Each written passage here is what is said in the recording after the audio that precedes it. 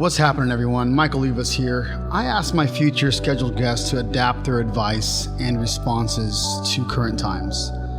This is a COVID-19 special edition where I will ask entrepreneurs how this current epidemic is affecting their business and life and what their advice is for you. I get it, Life Nation. I'm not just a podcast host. I'm an entrepreneur, just like you. My companies are having to pivot and innovate just to stay afloat, and I'm hearing it from guests and colleagues alike. Stay motivated, refocus, and trust me that those companies and individuals who truly strategize to get through this will flourish when it inevitably comes to an end. You're listening to the Business and Life Podcast, where 7 days a week, proven entrepreneurs share their success stories, failures, and give you true value on how you can build a great business and an awesome life. With your host, Mike Olivas. What's happening today, guys? Today, I'm chatting with Dave Panozzo. That's how he told me to say it. So Dave is the owner of Panozzo Team and HomeSmart. Dave, welcome to the show. Well, thank you for having me. Absolutely, man. Thanks for being on. So tell our listeners something interesting about yourself and also where you're calling in from today. I am calling in from beautiful Scottsdale, Arizona. Blue skies, the sun is out, no complaints, and just happy to be here, man.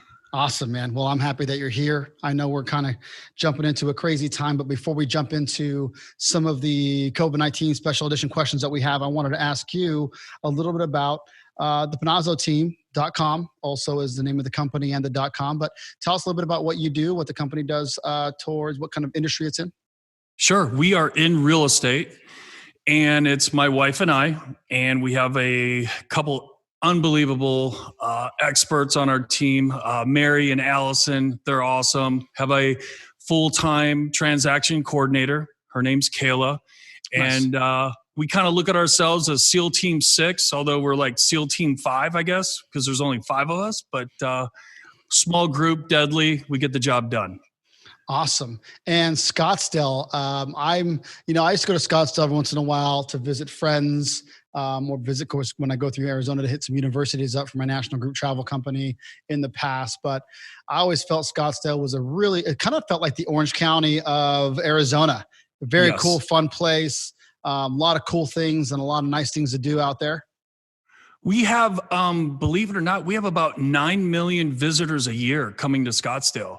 You know, between the Phoenix Open, which is unbelievable golf outing, Barrett Jackson, you have spring training games, horse shows. It just brings in, it's a very vibrant city, and it's a fun place. Yeah. If you haven't visited Scottsdale, you should definitely put that on your bucket list. So, Dave, given our current situation that we have going on with the COVID-19 outbreak and what its effect, obviously, it's had on entrepreneurs, business owners, nationwide, worldwide, really.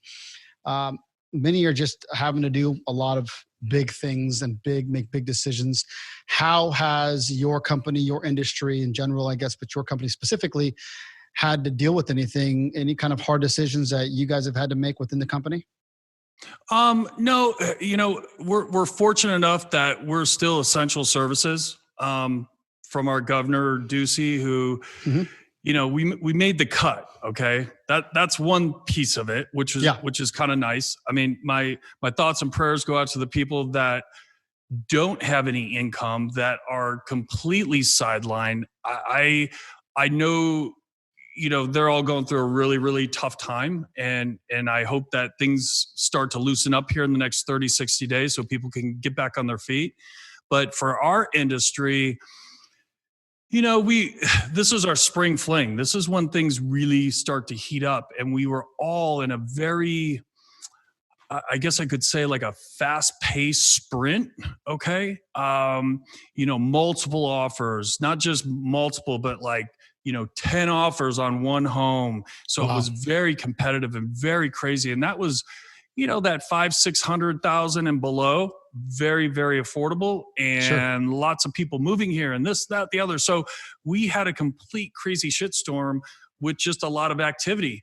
Yeah. And then all of a sudden, here comes the, pump the brakes, and it came to a screeching stop. Yeah. But there's still activity going on. It's not as crazy as it was. So there's a little bit, it's a mixture. It's a mixture. The first time home buyers that are, that 300, 400, 500,000, they're still out there needing to find homes. So that demand is definitely still there. Now, when you start getting in the upper, the $7-8 million plus, now we got a different situation going on. Those are your higher end executives, business owners that are being directly affected by COVID-19. And also too, a lot of people got hit with the stock market. So, cash is not as prompt as it used to be. Right. Yeah. And that's kind of something that I know we're both not economists here, but if I had to ask something in your world as in the real estate game, understanding how banks work, right? How they lend. If I had to think just on the top of my head here as we go through this, if I'm a first time home buyer and I go to, ABC credit union or bank in my local neighborhood, and they know this is happening, they know they know where they're leveraged and where they're not.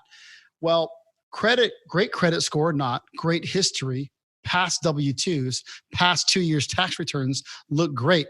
But knowing that the future is kind of with a question mark on some of these guys' paychecks moving forward.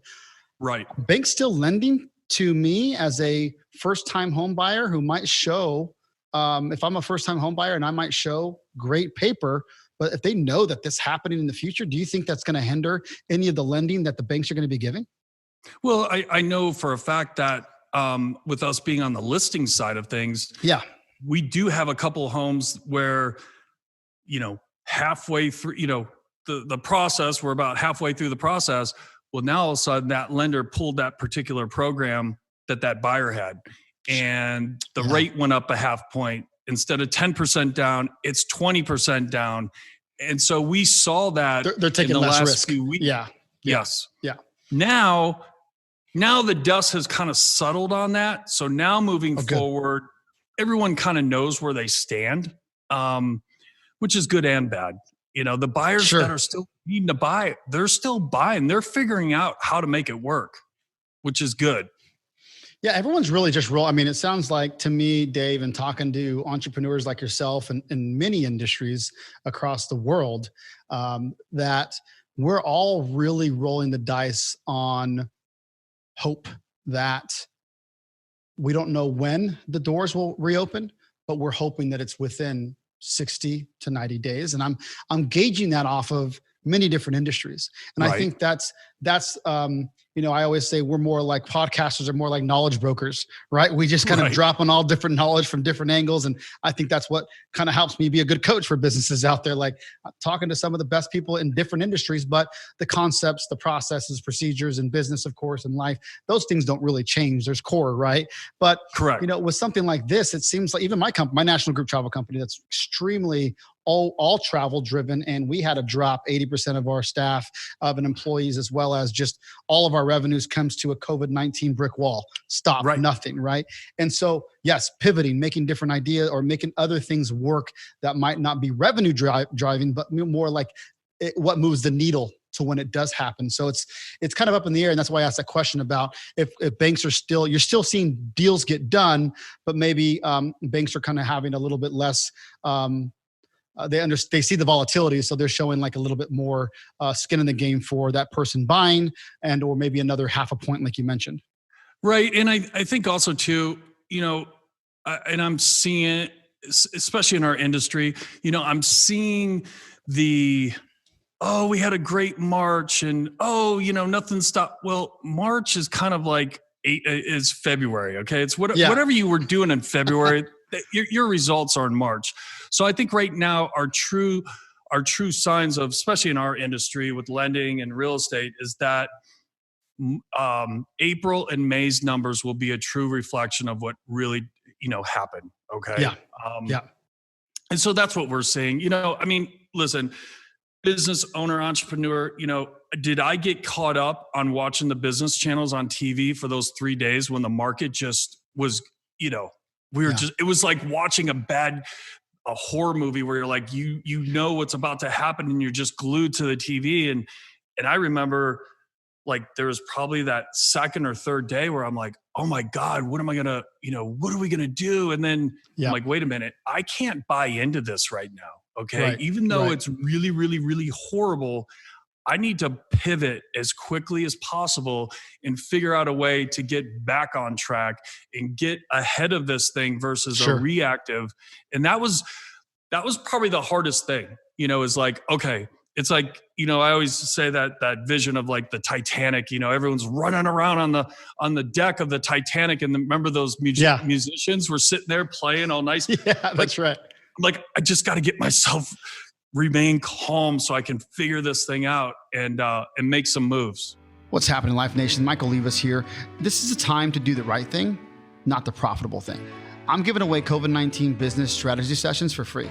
I promise to give you my honest advice and coach you on a strategy that I feel would be best for the longevity of your business. I'm not asking you for your money, but in the interest of being able to help as many people as I can, I am asking you to be ready with your 1 to 2 specific questions so we can jump right into it. Go to michaellevis.com/coaching and simply schedule a call on my calendar. That's michaelolivas.com/coaching. Yeah, man. When you're freaking out and you're stressed, you make shitty decisions. Right. And it's definitely the case where a lot of people just started booting employees immediately before any of the PPP kind of came out. And we know, like, we also still, I will probably, I'm not again an economist, but I would definitely guarantee that unfortunately, some businesses will not be able to recover regardless of all of this because of the time that it's going to take for all of this to actually pan out. And it's just unfortunate. It's just going to be by industry, of course, but it's just sadly the nature of this beast that some will not be able to recover. And there's still banks are still banks. They're still making sure they're lending the smartest possible way they can. I don't care if it's backed by the SBA and the government or not. They're still going to be smart with their money. And it's let's say it's 75% backed or 80% backed. Cool. They still have a big risk. 20% of trillions of dollars is definitely still a big risk. And even if they all have millions, if they all each have like 10 billion or something along those lines, I think Wells Fargo even capped theirs at 10 billion. Like, this is what we will give. Right. And so we understand there's still a strategy behind it. Unfortunately, it's going to take longer than we've all probably assumed. And of course, Americans, being the Americans that we are, we wanted things yesterday. Where's my check? I just applied. It's like, dude, still humans are touching this thing. It's going to take some time, right? Like, we still have an application process. I wish I had mine too, but it's just knowing the expectations, I think, going into this. What are some of the things that you said kind of making pivots or taking, what have you done, I guess, to kind of adapt to this whole situation? Well, first thing was and I give kudos to my wife. My wife and I are in this together, and she went and pulled out all the files from past clients and literally just took one file out at a time and started making phone calls to our past clients and saying, "Hey, Bob, what's going on? It's Kim Panozzo," just doing the old, just checking in with you. How are you? And awesome. It got to a point to where, she was doing it. Then the next day I started picking up the phone. I mean, there's a couple days where she cried because of the fact that, our clients were so heartfelt that we actually reached out to them just to say hi. It wasn't, "Hey, you ready to buy or sell? There's deals out there." It wasn't that. It was just truly being a real human and just saying hello. That was the kickoff of it. And believe it or not, she shook out a few deals that I bet. One of our investor clients from back east, they're like, we're kind of bored and we're stuck at home. What's out there for, I think their budget's like $350 or whatever. And they're like, "Hey, we want to pick up a couple more condos so we can rent them out." We're like, "Okay." And she literally just put a deal under contract 2 days ago because of that. Yeah. And that was just reaching out to say hello. So I think that costs huge. Nothing. You're right. It costs nothing, but I think what this does, David, it allows people to put their, I used to use analogies sometimes with clients that, like, it's hard to keep that motivation alive where your back's always against the wall. Yes. And and it's a tough analogy to use, but sometimes we'll say, well, hey, if mom gets sick, right? If mom gets sick or dad gets sick, or God forbid, a son or daughter gets sick, and you have to do something that you need to create 25 grand in a month, you're going to make 25 grand. You're going to figure it out. Your back's against the wall right now. America and or every major city and or major any infected, of course, city and countries backs against the wall.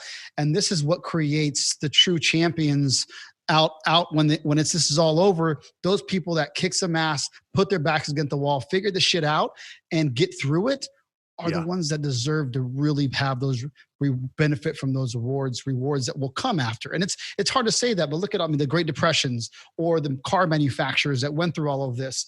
It's those are the look who's here now, right? And it's not even a bad. It's not even a. I mean, is it comparable? 100% is comparable to what happened then. Like right now, it is. And so I just want to kind of tag team with Dave and what he just mentioned here. Is that human factor that you guys just did, that your wife picking up the phone, that creates just some organic approach of like, hey, listen, we're all going through it. We get it. How you doing? And that goes eons when there's no, let's just say, a reason outside of just seeing how people are doing, and truly giving a shit is going to get you to that next level, I think, in business. Yeah. And once again, communication in this day and age, it's a lost art form. I mean, I know in the past 2 years, we've literally have done a complete start to finish transaction with another agent that we never spoke to on the phone. It was all text messaging. Yeah. And I swear to God, up until this day, I think that person probably got a DUI and that was their assistant ghosting as them or something, because who knows? I mean, how the hell do you do a transaction without hearing voice inflection and being able to talk to someone, through text? And I think, technology is a pro and a con all together, because we have lost that sense of looking at someone in the eye or saying, hey man, how are you doing today? Versus, a quick text. Hey, what's up? Or, hey, I can't talk now. Can you text? No, I want to talk to you. That's why I called you. Like, my biggest pet peeve is when you call someone, they don't answer, but then all of a sudden they shoot you a text. What's up? Like, oh, I know. Like, come on, dude. I'm calling you because I want to talk to you. Oh man, I used to have people do that while they would text me saying, I'm driving right now, can't talk. I'm like, but you can text while you drive? Like, that's the whole opposite of what you're supposed to be doing, bro. It's so hilarious. Yeah. Here, I got a great hack for everyone out there. So whether you have an iPhone or Galaxy, when you get a phone call, you can hit those little auto responders, I'm driving, or I'll call you back. Super impersonable, right? Right. You can go in there and actually customize it. Yep. And put your own verbiage in there, and with a little emoji or whatever. So I literally have like about a half dozen of them that I use. So then that way it's more of a personable approach versus just the generic. And people really love that. And I've been doing that for years, and it works out really, really well. I think that's a good point. Yeah. I mean, if you are busy, you're busy. It is what it is. Sometimes if you don't have a scheduled call and someone tries to jump on your agenda and you can't jump on it, have a little bit more of a personal approach. I got a few of those. I can probably add some, but I definitely like the idea, and hopefully people will take away on they have the time. You're sitting your ass on the couch right now. You might as well create some emoji friendly autoresponders. Right. I like it. I like it. Hey, so out of all of your successes and failures, of course, in business and life, what's the one piece of parting advice that you'd give to the business and life nation out there listening today that's struggling through this COVID-19 epidemic? I mean, we all have been through ups and downs, okay? And for a lot of people out there, this might be their first down, okay? I mean, I've been through multiple. I remember I was in the car business when 9/11 hit. That was like nothing moved for like at least 3 or 4 months. Wow. The crash of 2008, well, that was a gradual thing. It was like the roller coaster effect. We were all going up, and then we went down. I think if, by looking back, the times that I went through these downs, if I only would have dusted myself off and got back in there sooner, I would have made such a difference.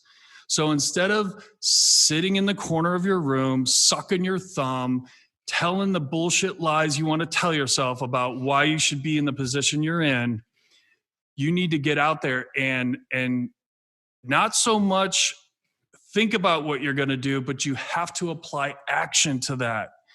with the action and the movement, you can get yourself moving forward. Well, how do you do that, Dave? Well, you can do it within. Okay. It's a lot harder to go within, to get yourself pumped up, but you need to reach out to leaders in the community. I mean, listen, podcast, videos, you can watch all the inspirational shit you want. Yeah. But if you don't enact upon it, you're not going to get anywhere. So you need to phone a friend. You need to reach out to that leader in the community and ask for help. Okay. Because there's guys like myself, I don't have a problem doing it. And I think people, and it's human nature, they're scared or they're embarrassed to say, hey, Mike, I'm really down in the dumps. Can you help me? Can you give me a couple pieces of advice to get me back and going in the right direction? And I think that's just a humility thing, embarrassment thing. I don't know. It's just, especially guys never want to ask for help. It's sure, like, no, I know what I'm doing. Yeah. Yeah. Don't let the machismo side kind of take over. You're right. Like exactly. Everyone needs it. And I appreciate that, Dave. I think that's really good as far as giving out as much advice. If you got great advice, drop it on social media. If you have something that's working for you, that's worked for you in business or in life to get through this, drop it on social media. Make sure you're obviously making sure that there's some factual content, things that are backed by science. You're not you don't need to be dropping things that we're already seeing every 5 seconds about, flattening the curve. We all get it, right? We've seen enough of that, but yeah, things that are helpful, things that is great out there. I think that's really important. And I appreciate that advice, Dave. Where can people find you, by the way? You can find us in a couple different spots. You can go to Instagram, the Panozzo team, our Facebook page. You can look me up, Dave Panozzo, or once again, you can follow us on the Panozzo page. Where else am I? Our website, thepanozzoteam.com. I don't do the Twitter thing. That's too much stress. It's too much. LinkedIn, we're on all of them. Well, Dave, I appreciate you dropping some knowledge and some advice to all of our listeners today going through this crazy storm right now. But thank you so much for your time and your advice today. Hey, absolutely. Thanks for having me on. Life Nation, you got to remember that in order for things to change, you must change. And in order for things to get better, you must get better. You just got better by hanging out with me, Michael Leibus, and the Business and Life Nation. So come back tomorrow because I'm here dropping sound bombs 7 days a week, baby. If you'd like to subscribe, please do, so you can take action and execute. See you tomorrow.